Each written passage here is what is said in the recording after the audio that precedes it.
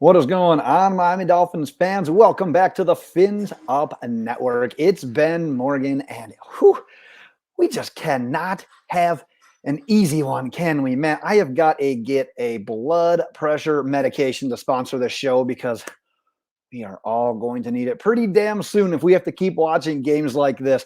But we have a lot to discuss from today's Dolphins victory over the Chicago Bears by the score of 35-32. So let's jump in right away because I don't think I need to tell you this, but I'm going to do it anyways. We are a pass first team, Miami Dolphins fans. We run 23 times for 77 yards against the league's second worst run defense. Now, I'll say that the run game is still ultra important. We still need to establish it. We still need to have that threat due simply to how much play action we use and how effective and efficient our play action is. But this team's calling card is tossing the ball up in the air. Tua goes 21 of 30 for 302 yards and 3 touchdowns. And that's without him even playing like all that spectacular in the second half, especially compared to how he was in the first half. But Tyreek, man, again, 7 for $143 and 1. Waddle goes 585 and 1. And it's every week. Teams know it's coming, but somehow it doesn't matter. They get it done. That touchdown pass to Jaylen Waddle, where Tua is throwing it to a spot where it looks like the Bears safety is in the perfect spot to pick that off, and Waddle just happens to be coming in front and making the catch for the touchdown and just making it look routine. That is the type of passing game that we haven't had in an amount of time that honestly I wouldn't even want to bring up. I don't even want to discuss it. But look at Tyreek on the season. 76 catches, 1,104 yards, and 3 touchdowns as well. Week 9 just ended. Those are typical end of the season numbers for a good Miami Dolphins wide receiver. These are video game numbers, and it's not like he's the only one. Jaylen Waddle, straight up dominating too. I believe he's now over 800 receiving yards on the season.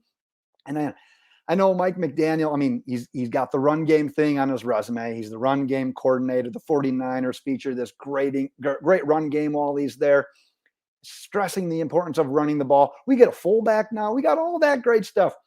But this offense, end of the day, pass first. We run through Tua, Waddle, and Hill. Let's go on to some miscues, some areas to improve. We'll start offensively because these 2 things I'm going to point out on offense.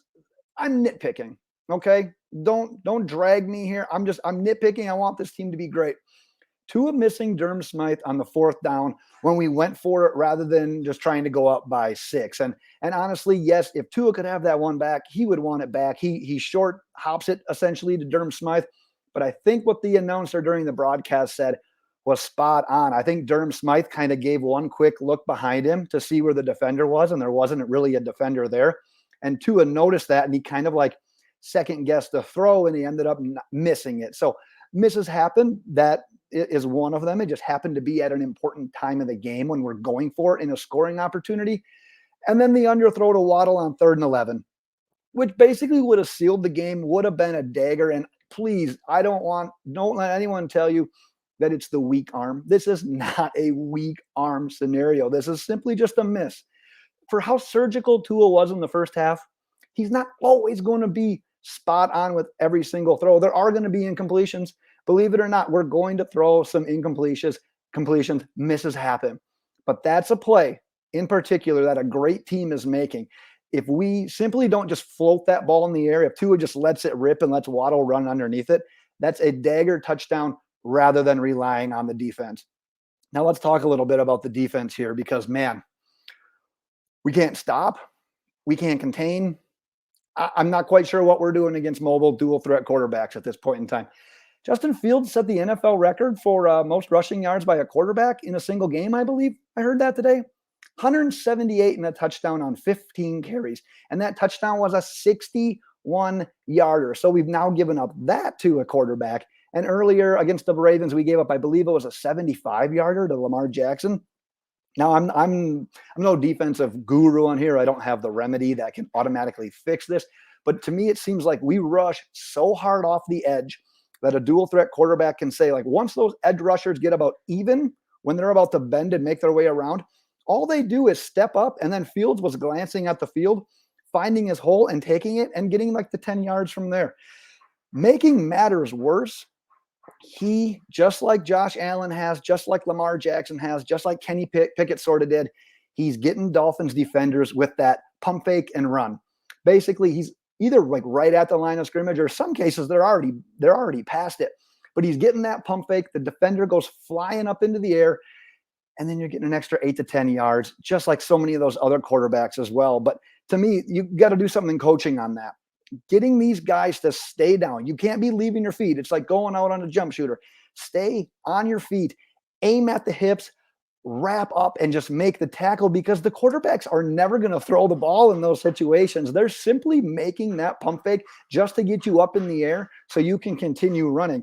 And even if they were to throw it, what are the odds of you deflecting that as you're running, trying to get your hands up in the air as well? But the problem with struggling to contain these dual threat quarterbacks is that it opens up these offenses just so damn much as well. When you gotta assign a guy to spy, or when you need to alter your defense to account for that running quarterback, it opens up things like quick passes and these others, just to basically allows others to beat you. So even these lesser teams like the Bears can hang around a lot longer than they should be able to, because you simply can't get off the field. They're drive extenders. They only punted the ball 3 times today. That's not enough. That's not enough punts for a Bears offense. That, yeah, I like what Fields brings to the table, but that is not an elite offense. Sticking to these miscues here. We got to go to coaching, because I think you know where I'm going with this. We did the thing again. We did the first half thing again. You've got the opportunity to score before halftime. You're cruising. You're taking your time though. You're failing to call a timeout. Then you got to go up to the line. You're sitting in the huddle forever. They're just hanging out. It's like it's a random possession in the third quarter, hanging out in the huddle. Then you got to try to beat the play clock. You end up getting a penalty in the process. Now you're going to go back 5 yards, and you're going to use the timeout anyways to avoid the 10-second runoff. It only gets worse from there, because then instead of having a legit chance to score a touchdown, because if you go back and look, there was plenty of time, and there was 2 timeouts, and the way Miami's offense, how surgical they were in the first half there, there's no reason we couldn't have left with 6 on the board in that possession. So, like I said, rather than getting the touchdown there, or even having the chance to get a touchdown there, you're settling for a field goal attempt. And like I said, matters only got worse, because guess what? We missed it. Jason Sanders missed what was essentially shorter than an extra point. Like I said, it only gets worse, because what pisses me off the most about this, because it's not like we're playing the Chiefs. We're not playing a high-powered offense that can just score the ball in 13 seconds.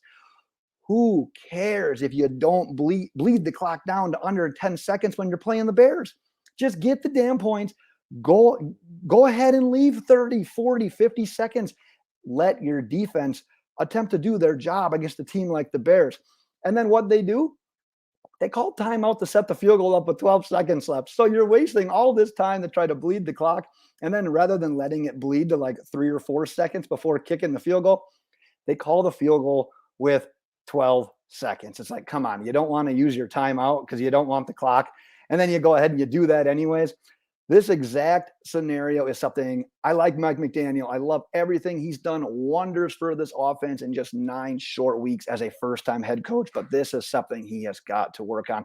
And luckily, because this is, I believe it was the Steelers game it happened in, we've held on. We won both those games. It wasn't an outright killer for us, but it's something we need to work on. All right, I want to do some final observations from my notes today. I noticed Channing Tindall did get some run early on as a quarterback spy. I know we had talked about that on the final preview video. It was good to see him, but nothing much to note there, as it really didn't continue, and I think he really only got his hands on Fields on one play. Notice Bradley Chubb and Jalep Phillips, they were rushing from the same side often on most like third down, obvious passing situations, with Phillips being lined up a little bit on the inside and then Chubb being outside of the tackle and rushing that way. And then when they were on opposite sides, it didn't necessarily look like they were assigned to one side versus the other. So that's it for the newcomer, but special teams. Man, we got to give some credit when it's due, because we give up the fake punt last week to the Lions. We come back this week and get the block with Jalen Phillips, scoop and score with Andrew Van Ginkel, which proved to be huge, obviously, because it's not like we were really slowing down the Bears offense all that often. And finally, I got to talk about the offense the last two games. I might have saved the best for last year because these numbers are just awesome. Because one of the big things for me when I'm judging an offense is how consistent scoring opportunities are. And does it look like your offense is flowing? Does it look like you're pressing hard for yards, or is it flowing? And let me tell you, the last 2 weeks, we have been a river, man. We have been flowing. So in those last two games, 17 total possessions. Two of those possessions ended in the Dolphins in victory formation. So let's say it's 15 actual possessions with scoring intentions over the last two games.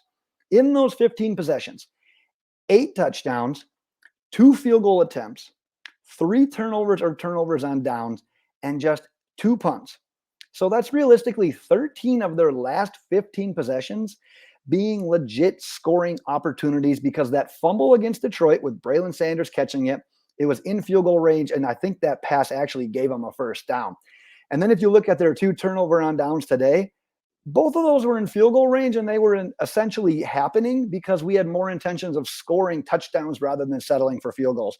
So this is exactly what I want to see when watching an offense. We just got to find a way now to keep it up, because defenses are going to be adjusting. They're going to try more and more to be taking away that passing game. So we're going to have to make a couple of tinkerings here and there as well to keep it up.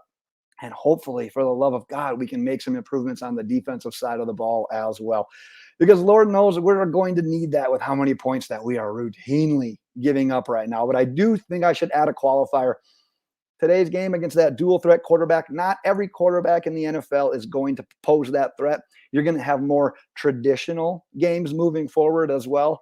But man, we've got to find a remedy against these quarterbacks, because we are going to let any single team that has a dual threat quarterback stay in games with us.